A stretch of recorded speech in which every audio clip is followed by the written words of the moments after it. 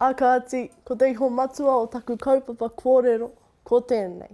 E taka tūake rā ko Waimārima Te Rongopatahi-Kururangi. He wā ōna, me takahi tikanga hoki tātou, ngā tikanga ka wanatanga. E whakaharatau ana mo tōna tū tuatahi mo te whakataetae-ā-motu mo Ngā Manu Kōrero. Mai au, i te wā i kōwhiri, ia hau kia tū. Engari i noia nei, kua tau, kua rite ki te tū.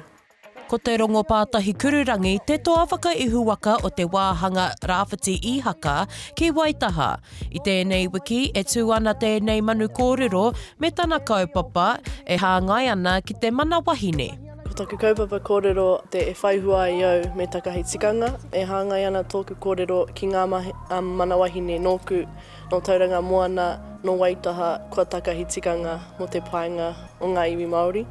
Ko ona mātua a kari moana te rongopatahi, raua ko Koinei Kururangi, ngā toa whakaihuwaka o mua i roto o Waitaha.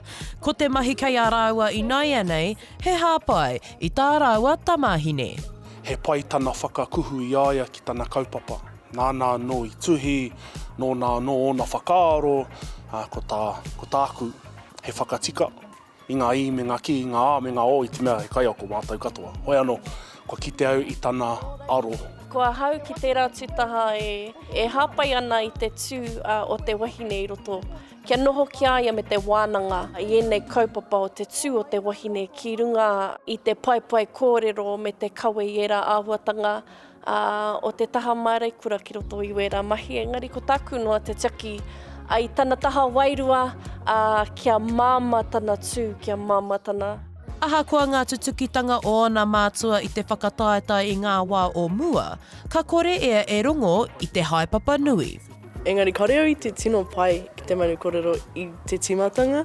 Ka reo i tino pai ki te tū i mua i ngā tangata me te kōrero. Engari, i te wā i tū au ki runga i te papatū waiwai mo te arohe i rongo au i tētahi wairua rereke en tino hikaka au kia haere tonu. E hara tēnei te takahitanga o te tikanga. He whakawhanaketanga ke. Ka tū a te Rongopatahi-Kururangi ki te mura o te ahi, hei te ahi nei. Shakayla Andrews-Alapaki, Tahu News. Tēnā koutou, katoa, ho!